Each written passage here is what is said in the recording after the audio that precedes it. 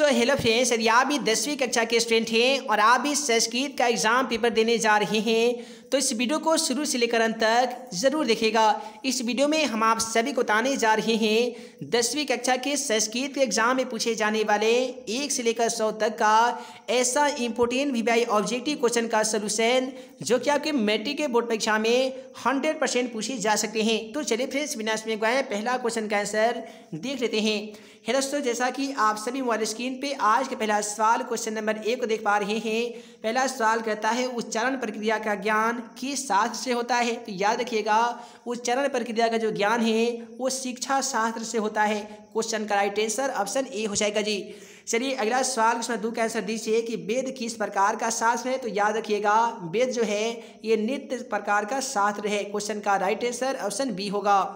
उसके बाद में अगला सवाल कहता है जगन्नाथ में कौन सी संधि है। आप सभी को मालूम होगा कि जब भी हम जगन्नाथ का सही संधि विच्छेद करते हैं तो ये जगत जोड़नाथ बनता है, जिसमें जगत जोड़नाथ इसमें स्वर और व्यंजन के मेल से विकार उत्पन्न होता है। और आप सभी को बता दें कि जब भी स्वर और व्यंजन के मेल से जो विकार उत्पन्न होता है उसे व्यंजन संधि कहते हैं।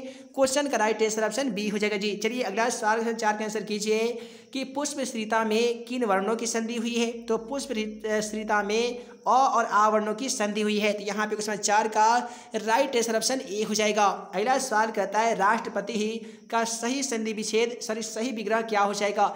जब भी राष्ट्रपति का यदि हम विग्रह करेंगे तो राष्ट्रस्य पति हो जाएगा, यानी राष्ट्र का पति। क्वेश्चन का राइट आंसर सी हो जाएगा जी। चलिए अगला सवाल क्वेश्चन 6 कहता है कि सम उपसर्ग किस शब्द में सही है। तो यहाँ पे क्वेश्चन 6 का राइट आंसर ऑप्शन डी हो जाएगा, सुगम। इसके बाद में कहता है कि त्रयमाणः फलानाम समाहारः, त्रयाणाम फलानाम समाहारः का समस्त पद क्या हो जाएगा जी। तो यहाँ पे 7 का राइट आंसर ऑप्शन ए हो जाएगा। जब भी त्रिफला का यदि आप विग्रह कीजिएगा तो त्रयाणामः फलाम समाहारः किया जाता है। चलिए अगला सवाल क्वेश्चन 8 कहता है कि पटना में किसके समय में कौमुदी महोत्सव मनाया जाता था। तो आप सभी को मालूम होगा कि पटना में सदऋतु काल में गुप्त वंश के शासन काल से कौमुदी महोत्सव मनाया जाता था। तो क्वेश्चन का राइट आंसर ऑप्शन बी हो जाएगा जी, गुप्त वंश के शासन काल से।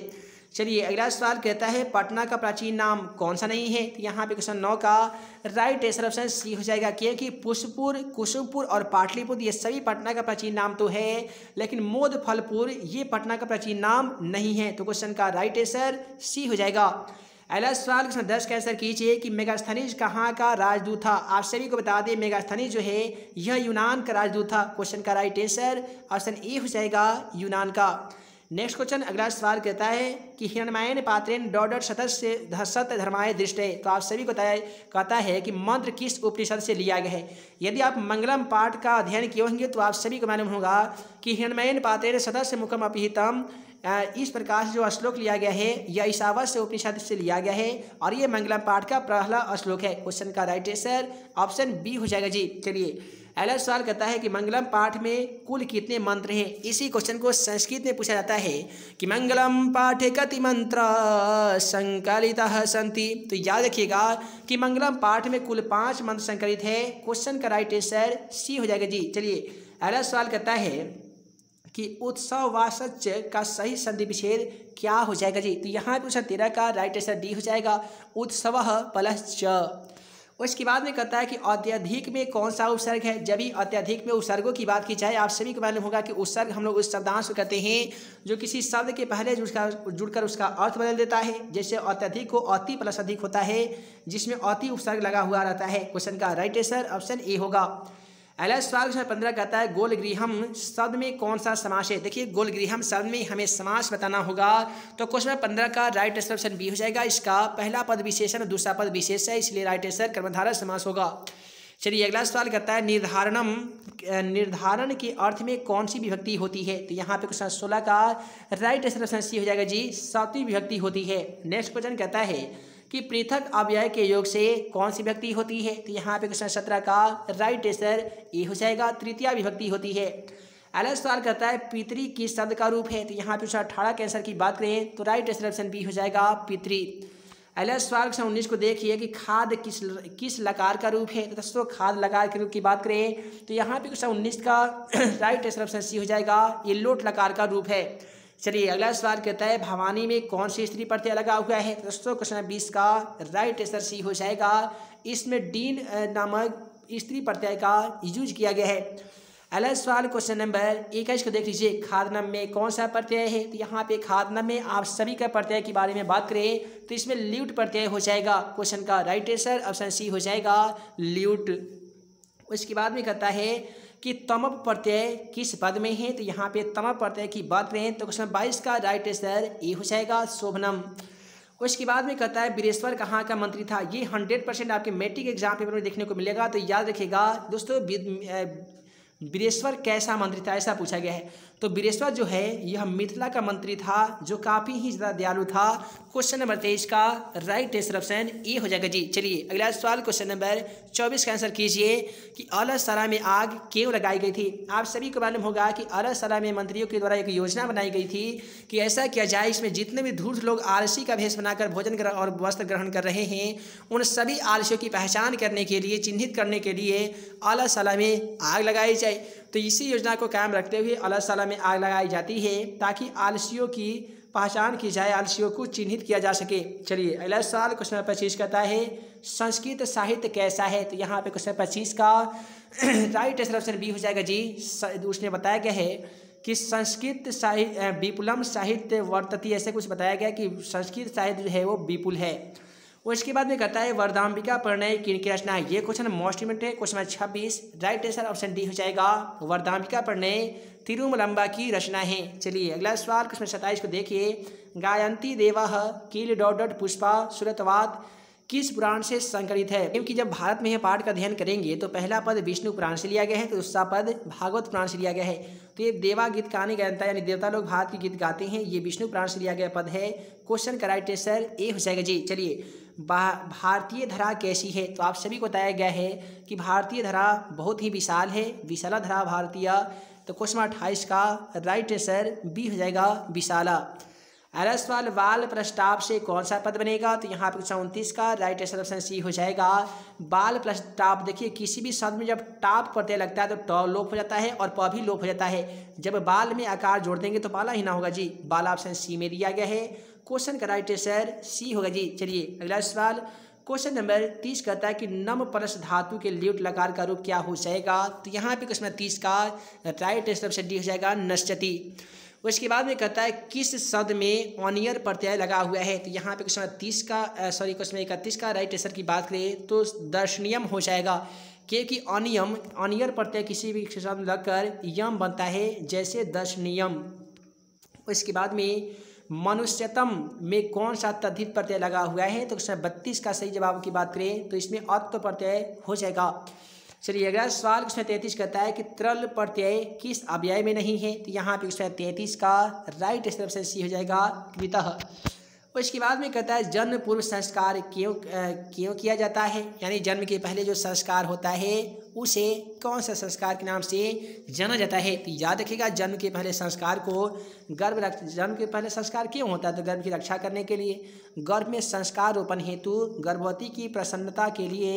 इसलिए क्वेश्चन का राइट आंसर डी हो जाएगा इनमें से सभी के लिए। चलिए अगला सवाल कहता है कि गुरु घर से ही गृहस्थ जीवन में प्रवेश किस संस्कार के अंतर्गत आता है। यानी गुरु के घर से ही गृहस्थ जीवन में प्रवेश करना ये किस संस्कार के अंतर्गत आता है। तो यहाँ पे 35 का राइट आंसर ऑप्शन बी हो जाएगा समावर्तनम संस्कार के अंतर्गत आता है। चलिए अगला सवाल कहता है कि लज्जा होम कर्मकांड किस संस्कार में होना चाहिए। देखिए लज्जा होम कर्मकांड जो है ये कौन से संस्कार के अंतर्गत किया जाता है। तो ये होता है विवाह संस्कार के अंतर्गत।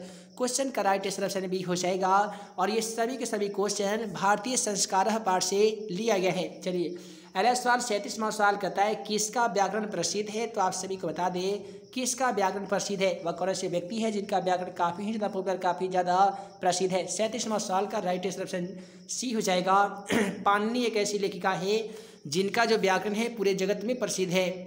उसके बाद में कहता है कि कृषि विज्ञान के प्रवर्तक आचार्य कौन माने जाते हैं। तो यहाँ पे क्वेश्चन 38 का राइट आंसर डी हो जाएगा पराशर को माना जाता है। कितने छात्र को लगता है वराहमिहिर को कहा जाता है, कमेंट बॉक्स में जरूर बताइएगा। चलिए अगला सवाल क्वेश्चन 39 क्या कहता है आज मानवता के विनाश का भय किससे है। आज मनुष्य के पूरे मनुष्य का भय किससे है। तो यहाँ पे क्वेश्चन 39 का राइट जो आंसर हो जाएगा ऑप्शन ए हो जाएगा। विध्वंसक अस्त्रों से है, आज पूरे विश्व में प्रत्येक देश के पास कुछ ऐसे ऐसे विध्वंसक अस्त्र बन गए हैं जिनके पूरे मनुष्य के विनाश होने का भय लगा रहता है। उसके बाद में अगला सवाल 40 देखिए कि करुणा से क्या होता है। तो दोस्तों करुणा से क्या होता है, तो आप सभी को पाठ्य पुस्तक में बताया गया है कि करुणा से शांति होता है। राइट आंसर बी हो जाएगा। कर्ण किसके पक्ष से युद्ध करता था। तो दोस्तों आप सभी को मालूम होगा कि कर्ण कुंती पुत्र था जिसे जन्म से ही कौचिर कुंडल प्राप्त था। ये कौरव की सेना की ओर से लड़ाई कर रहा था, युद्ध कर रहा था। ददातु ददातो किसका कथन है। तो दोस्तों ददातु ददातु यानी दे दीजिए, यह कथन किसका है। तो यहाँ पे उसमें 42 का राइट आंसर ऑप्शन बी हो जाएगा। ये शक्र का है, दूसरे शब्दों में कहे तो ये भगवान इंद्र का कथन है। अगला सवाल कहता है पठन किससे बना है। तो दोस्तों पठन जो शब्द है ये किसके मिलने से बना है, तो पठ प्लस सतृष के मिलने से बना है। पुराण प्लस ठक में कौन सा पद बनेगा। तो यहाँ पे क्वेश्चन 44 का राइट आंसर डी हो जाएगा जी। पौराणिकम दा प्लस कत्वा से कौन सा शब्द बनेगा। तो यहाँ पे उसमें 45 का राइट आंसर ऑप्शन ए हो जाएगा, दत्वा बनेगा।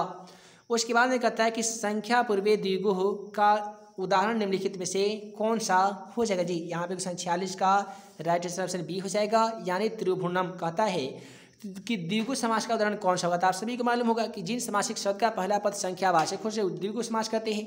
जैसे ऑप्शन बी में दिया था त्रिभुवनम का मतलब होता है 3 भवनों का समूह, इसमें 3 आ गया है, इसलिए राइट आंसर बी होगा। ठ प्लस अ से कौन सा नया वर्ण बनेगा। तो यहाँ पे क्वेश्चन नंबर 47 का राइट आंसर ऑप्शन ए हो जाएगा व। उसके बाद में कहता है कि यश द्विचित्रम में कौन सा संधि है। तो यहाँ पे क्वेश्चन 48 का राइट आंसर डी हो जाएगा, व्यंजन संधि है।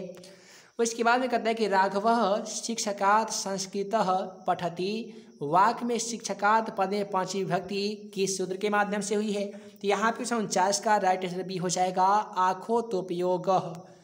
किस कारक में 5वीं विभक्ति होती है। तो आप सभी को मालूम होगा कि जब कारक के 5वीं विभक्ति में जाइएगा तो वहाँ पे आपको मिलेगा आपादान से। उसके बाद में कहता है पुच्छति में कौन सी धातु का यूज किया गया है। तो क्वेश्चन 51 का राइट आंसर ऑप्शन सी हो जाएगा जी, पुच्छ। उसके बाद में कहता है फलम शब्द के तृतीय एक वचन का रूप क्या होता है। तो क्वेश्चन नंबर 52 का राइट आंसर ऑप्शन बी हो जाएगा जी, फलई। चूंकि फलम फले फलानी तो यहाँ पे फलई हो जाएगा। नीति श्लोक का पाठ के आधार पर परम श्रेय क्या है। तो नीति श्लोक का पाठ का यदि आप अध्ययन किए होंगे तो मालूम होगा कि उसमें सबसे परम बताया गया अहिंसा परम धर्म, यानी सबसे बड़ा जो धर्म है, सबसे बड़ा जो चीज़ है परम श्रेय है वो धर्म है। अनर्थ यानी निर्धनता का हनन किससे होता है। तो यहाँ पे क्वेश्चन नंबर 54 का राइट आंसर बी हो जाएगा। पराक्रम जो है ये निर्धनता को हनन कर देता है, नष्ट कर देता है। छात्र अध्ययनम तपह का उपदेश राम परशुराम को किसने दिया था। यानी छात्रों का सबसे बड़ा जो तप है वो अध्ययन है, यह उपदेश दलित बालक राम परशुराम को किसने दिया था। तो क्वेश्चन नंबर 55 का राइट आंसर ऑप्शन ए हो जाएगा, उसके गुरु ने दिया था। उसके बाद में है कि राम परशुराम को किसने जीवन की परम गति मानकर अध्ययन में जुट गया था। तो यहाँ पे क्वेश्चन 56 का राइट आंसर ऑप्शन ए हो जाएगा, शिक्षा कर्म। उसके बाद में है कि स्वामी दयानंद कौन थे। तो आप सभी को मालूम होगा कि स्वामी दयानंद सरस्वती एक समाज सुधारक माने जाते हैं। क्वेश्चन का राइट आंसर ऑप्शन ए हो जाएगा और इन्होंने ही सत्यार्थ प्रकाश नामक पुस्तक की रचना किए थे। नेक्स्ट क्वेश्चन 18 नंबर सवाल कहता है कि मंदाकिनी में कौन से स्नान करते हैं। तो दोस्तों याद रखिएगा मंदाकिनी जो नदी है, मंदाकिनी वर्णम पाठ से लिया गया ये क्वेश्चन। तो उसमें बताया गया कि मंदाकिनी नदी में ऋषिगण लोग स्नान किया करते थे। अगला सवाल कहता है कथम मरात्मके त्यति विश्वास किसकी व्यक्ति है। कहता है कि हम पर विश्वास करो, हम तुम्हें नहीं मारेंगे, यह कथन किसकी है। तो ये बाकी ना बोलता है जी। क्वेश्चन 59 का राइट आंसर ऑप्शन ए हो जाएगा, सॉरी पथी कहता है ये। उसके बाद में है गवे गो शब्द में किस विभक्ति का रूप है। तो यहाँ पे क्वेश्चन 60 का राइट आंसर ऑप्शन बी हो जाएगा, चतुर्थी। अ और अ के मेल से कौन सा शब्द बनता है, कमेंट सेक्शन में जाके इसका आंसर जरूर बताइएगा, है ना जी। सो है दोस्तों, जैसा कि आप सभी वाले स्क्रीन पे आज के पहला सवाल क्वेश्चन नंबर 1 को देख पा रहे हैं। पहला सवाल कहता है कि उपनिषद कस्य महिमा प्रधानत्य ज्ञते, यानी उपनिषद किसकी महिमा का प्रधानत्य के बारे में गाई जाती है। पहला उसमें दिया गया स्वविशेषस्य परम पुरुषस्य देव पुरुषस्य और ऑप्शन डी में दिया गया परम पुरुषस्य। तो आप सभी को बता दें कि हमारा वीडियो सीरीज का पहला क्वेश्चन का जवाब आप सभी को वीडियो के नीचे जाकर कर कमेंट बॉक्स में इसका सही जवाब लिखना होता है। तो क्वेश्चन नंबर 1 का क्या सही जवाब होगा, आप जल्दी से वीडियो के लिए चले जाइए और कमेंट बॉक्स में जाकर क्वेश्चन नंबर 1 का सही जवाब लिख सकते हैं। उसके बाद में अगला सवाल क्वेश्चन 2 को देख लीजिए कि मंगलम पाठे कति मंत्र संकलितः सन्ति, यानी मंगलम पाठ में कितने मंत्र संकलित है। तो आप सभी को मालूम होगा कि मंगलम पाठे पंच मंत्र संकलितः सन्ति, यानी मंगलम पाठ में पूरे 5 मंत्र संकलित है। उसके बाद में अगला सवाल क्वेश्चन 3 को देख लीजिए। हे दोस्तों, अगला सवाल क्वेश्चन 3 क्या कहता है कि कस्य महापुरुषस्य जन्मस्थानं पाटलिपुत्रे अस्ति। तो आप सभी को मालूम होगा कि यानी वो कौन ऐसे महापुरुष है जिनका जन्म स्थान पाटलिपुत्र यानी पटना में है। तो यहाँ पे क्वेश्चन 3 का सही जवाब क्या हो जाएगा, तो संत गुरु गोविंद सिंह से हो जाएगा, क्योंकि आप सभी को मालूम होगा कि सिख संप्रदाय के 10वें गुरु गोविंद सिंह का जो जन्म स्थान है वो पाटलिपुत्र यानी पटना में है। उसके बाद में आइए अगला सवाल क्वेश्चन नंबर 4 को देख लेते हैं। दोस्तों, अगला सवाल में पूछा गया है कि कस्य काले पाटलिपुत्रस्य रक्षा व्यवस्था संपन्नम आसीत्, यानी किसके शासन काल में पाटलिपुत्र यानी पटना की रक्षा व्यवस्था संपन्न थी। तो आप सभी को बता दें कि चंद्रगुप्त मौर्यस्य पाटलिपुत्रस्य रक्षा व्यवस्था संपन्नम आसीत्, यानी चंद्रगुप्त मौर्य के शासन काल में पाटलिपुत्र यानी पटना की रक्षा व्यवस्था संपन्न थी। उसके बाद में अगला सवाल क्वेश्चन 5 को देख लीजिए। क्वेश्चन 5 कहता है कि अलस कथा पाठ कुत्र संकलितः, यानी अलस कथा पाठ कहाँ से संकलित है। दोस्तों याद रखिएगा कि अलस कथा पाठ पुरुष परीक्षात कथा संकलितः अस्ति, यानी अलस कथा पाठ जो है ये पुरुष परीक्षा नामक ग्रंथ से संकलित है। उसके बाद में अगला सवाल क्वेश्चन 6 को देख लीजिए कि शंकर चरितस्य रचनाकारकः, यानी शंकर चरित्र के रचनाकार जी कौन सी है। तो याद रखिएगा शंकर चरितस्य रचनाकार पंडित क्षमावावकः, यानी पंडित क्षमाराव जी जो है ये शंकर चरित्र के रचनाकार माने जाते हैं। आइए अगला सवाल करता है कि अर्थवेद कति ऋषिका आसन, यानी अर्थवेद में कितने ऋषिकाओं का आसन है। तो आप सभी को मालूम होगा कि यदि आप संस्कृत साहित्य लेखा पाठ को पढ़ेंगे तो उसमें बताया गया है कि अर्थवेद में 5 ऋषिकाओं का आसन है। यथा यमी अपाला उर्वशी वगम भिरणी, ये सब है 5 ऋषिकाओं का वर्णन जिसका अर्थवेद में मिलता है। अगला सवाल क्वेश्चन नंबर 8 को देख लीजिए। क्वेश्चन 8 कहता है कि भारतस्य शोभया के प्रसन्न भवन्ति, यानी भारत की शोभा देखकर कौन प्रसन्न हो जाते हैं। तो आप सभी को बता दें ये क्वेश्चन भारत महिमा पाठ से लिया गया है और उसमें साफ साफ शब्दों में बताया गया है भारतस्य शोभया ईश्वरः प्रसन्न भवन्ति, यानी भारत की शोभा को देखकर स्वयं ईश्वर यानी भगवान प्रसन्न हो जाते हैं। उसके बाद में अगला सवाल 9 को देखिए कि भारतीय धरा कै सेवितः, यानी भारत की धरा किससे सेवित है। तो यदि आप भारत में पाठ को पढ़ेंगे तो इसे बताया गया है भारतीय धरा सागरई पर्वतई निर्झरई सेवितः, यानी भारत की जो धरा है वो सागर और पर्वत सभी से सेवित है। अगला सवाल कहता है कि परा शब्द से अर्थ किम अस्ति, यानी परा शब्द का क्या अर्थ होता है। तो यहाँ पे क्वेश्चन 10 का राइट ऑप्शन डी हो जाएगा जी, श्रेष्ठा होता है। अगला सवाल क्वेश्चन 11 को देखिए कि भारतीय संस्कारः पाठे भारतस्य किम रचति, यानी भारतीय संस्कार जो पाठ है ये भारतस्य किम रचति, यानी भारत के क्या चीज के बारे में रचना की गई है। तो क्वेश्चन 11 का राइट ऑप्शन बी हो जाएगा जी, व्यक्तित्व, यानी व्यक्तित्व के बारे में रचना की गई है। अगला सवाल क्वेश्चन 12 को देखिए कि विदुर नीति कस्य रचना अस्ति, यानी विदुर नीति की रचना कौन सी है। तो यहाँ पे क्वेश्चन 12 का राइट ऑप्शन बी हो जाएगा जी, महात्मा विदुरस्य विदुर नीति कस्य रचना अस्ति। अगला सवाल कहता है कि विदुर नीति संकलितः पाठस्य नाम किमस्ति, यानी विदुर नीति के द्वारा जो संकलित पाठ आपके पुस्तक में जो पाठ बताया गया है उसका क्या नाम है। तो आप सभी को मालूम होगा कि नीति श्लोक का पाठ के लेखक विदुर नीति जी हैं, यही पाठ है आपके पाठ्य पुस्तक में जो विदुर नीति के द्वारा संकलित है। अगला सवाल कहता है कि करवीर कथा समाजे कस्य पुरुषस्य कथा वर्तते। तो दोस्तों याद रखिएगा करवीर कथा समाजे दलितस्य पुरुषस्य कथा वर्तते, यानी करवीर कथा जो है वो समाज के एक दलित पुरुष की कथा बताई गई है। चलिए अगला सवाल क्वेश्चन 15 को देख लेते हैं।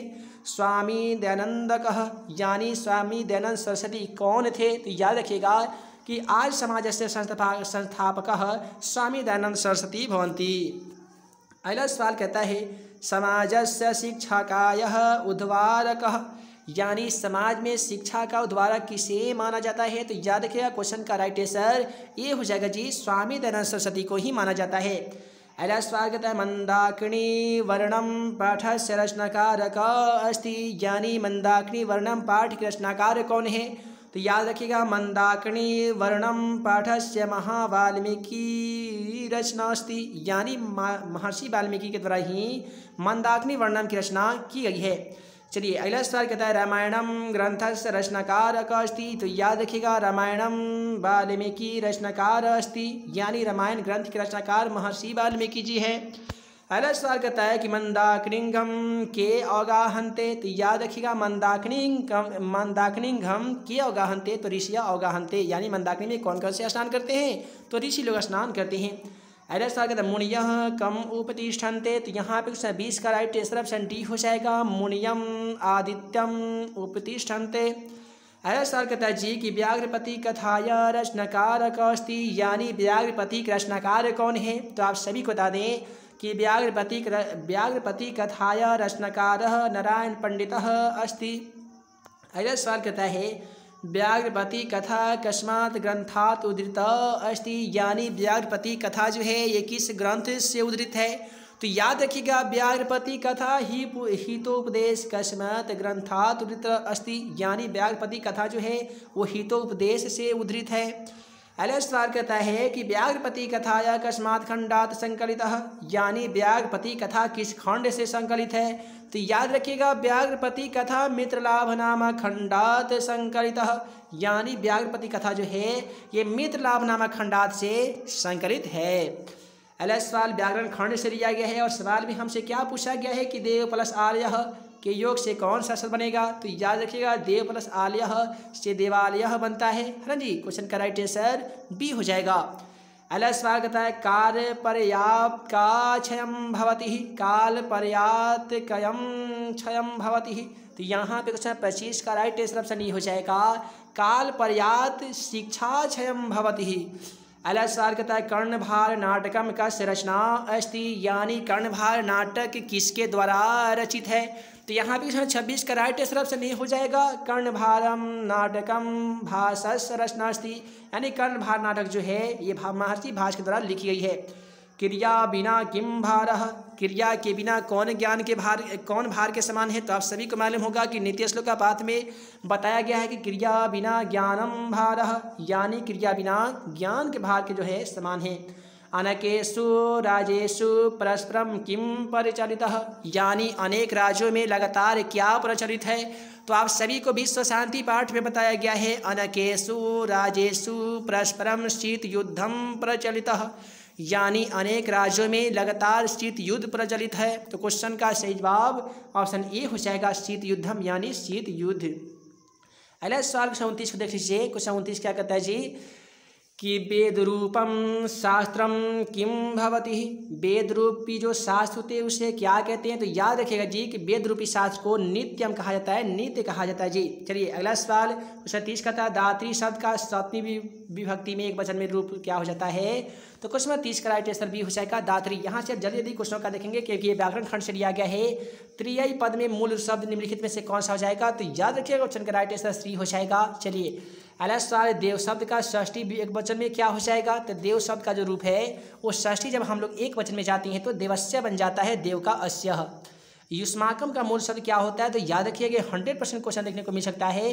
युष्माकम का हो जाएगा इदम। रामेण सह सीता अपि वनम गतवती, रामेण सह सीता अपि वनम गतवती में कौन सा सूत्र का यूज किया गया है? तो क्वेश्चन 34 का राइट आंसर ऑप्शन ए हो जाएगा सहार्ते तृतीया।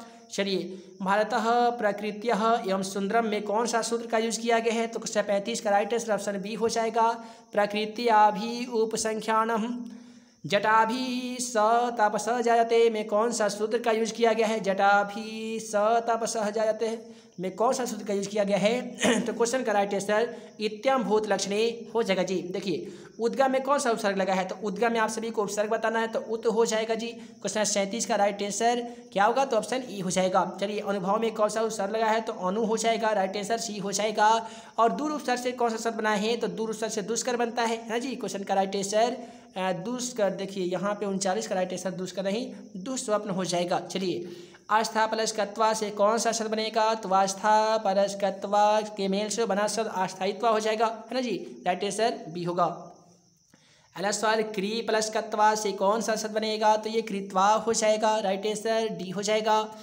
दृश प्लस कत्वा से दृष्टवा बनता है ना जी। राइट आंसर सी हो जाएगा। चलिए, गम प्लस कत्वा से कौन सा शब्द बनेगा? तो क्वेश्चन 43 का राइट आंसर ऑप्शन बी हो जाएगा, गत्वा। उसके बाद में कहता है भानु प्लस उदयः का सही संधि विच्छेद भानुदय होता है।